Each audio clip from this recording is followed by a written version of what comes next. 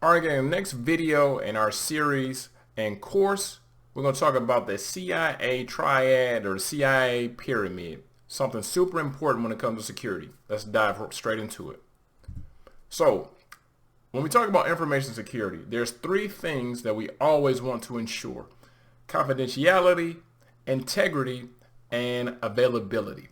All right, so confidentiality just means that secret stuff stays secret, or the only people that should know about this stuff are the only people that know about this stuff. So confidentiality ensures data, info, services, and all the above remain hidden from unauthorized users. Confidentiality, it's a secret. Don't tell anybody else.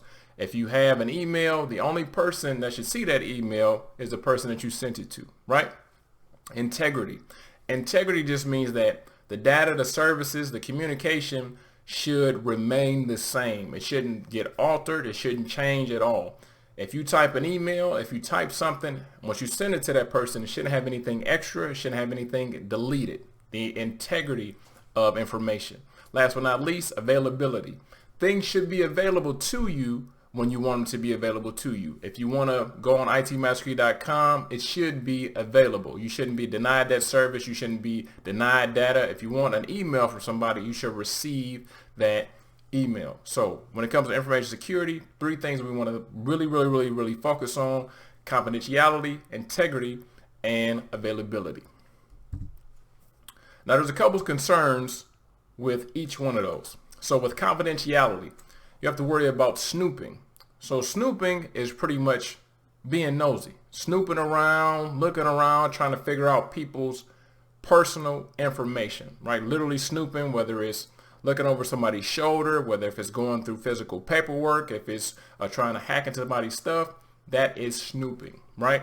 So social engineering is taking that being nosy to a way more malicious wave, pretty much. So social engineering is literally asking prying questions to unsuspecting victims, pretty much, seeming like you're just making conversation, but you're trying to get as much information as possible. Hey, how you doing? Where you work at? Oh, how long you been working there? What's your hours? Who's your boss? Oh, how is he? What about security? Is there a security guard there at night? Oh, okay. Do y'all need passwords? Do y'all need pins? Do you need it? Just pretty much asking prying information where, and some people who aren't trained or, maybe they tired that day, they may actually give up a lot of security information without even knowing. Okay. Last but not least, dumpster diving, right? So that's why it's always a good idea to shred information, to shred your mail, to shred anything that may be personal to you, because that's still a thing. People will still go through the dumpster to see if they can find any information, especially around businesses and stuff like that, because maybe the secretary or whoever is the person that's in charge of doing that may not have shredded the information. They may throw 1,000 pages of personal information, people's social security number, people's addresses, and a dumpster, thinking, oh, ain't nobody gonna get in the dumpster. But depending on what the payout may be or what the result may be from somebody stealing that, they may be extremely motivated to dive in the damn dumpster. Okay. Next up is integrity. We said integrity is we want to make sure that the stuff is the way it is or supposed to be when it gets to the receiver. So I sent it, and I want to make sure it looks exactly the same way when it gets to you. So one of the attacks, or one of the ways that people can actually manipulate information or data, is with a man-in-the-middle attack. So literally, a man-in-the-middle attack is a software or device or even an actual person that is in between two different points. So I want to send something to you, but there's literally a man in the middle. So I send you an email, right? And it gets intercepted by the man in the middle. The email, when I sent it, said good morning, but he intercepts it. He changes the integrity of it. He changes it. And when it gets to you, it says, good morning, go to hell, right? I didn't write that, but that's what it's going to say when it gets to you, because he changed the integrity. Makes sense? Another attack is a replay attack.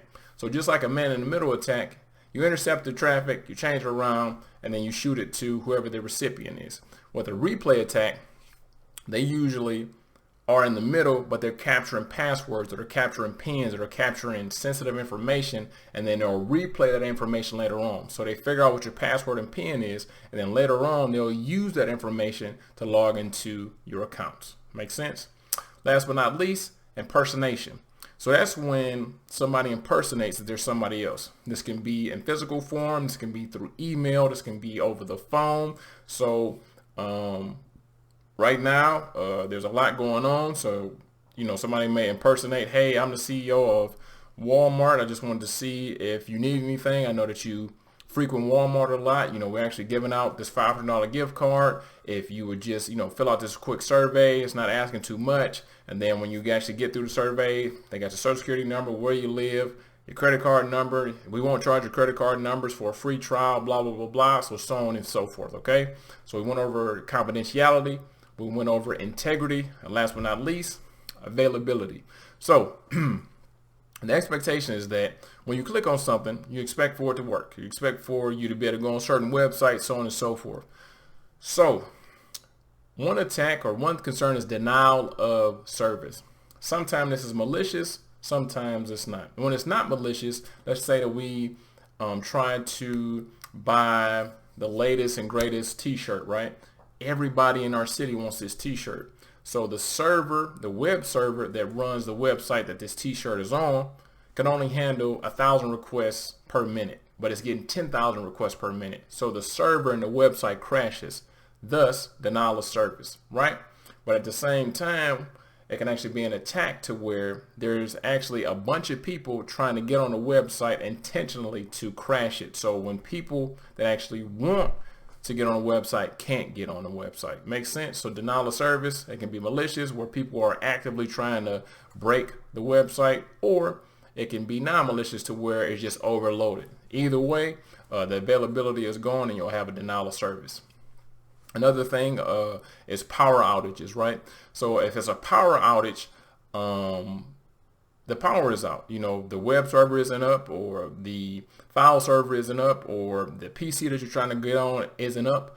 And one thing that we're going to talk about a little bit later is an UPS. And that's what's one thing that can actually help you with availability. So an UPS or a UPS is an uninterruptible power server or system.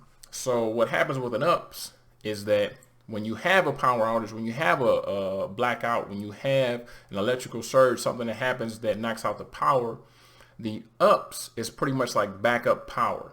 So you'll have your servers connected to that, or you'll have other really important devices connected to an UPS. So when the power goes down, those devices will still work. So you can save stuff, shut down, so you won't have complete losses or corrupted data. Okay. Last but not least, hardware failure. So things break, they may be past their lifetime. It may be time to life cycle those things and get rid of those things and get some new stuff in there. So with availability, service can be denied. You might have a power outage, or stuff just might break from time to time. Okay. All right, gang. So today we learned about the CIA triad.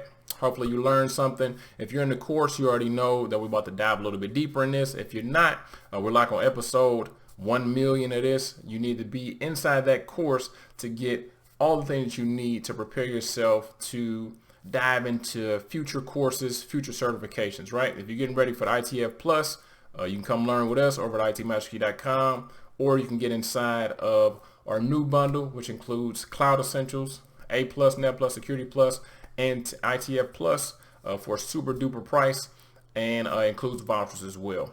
Other than that, I'll see you in class.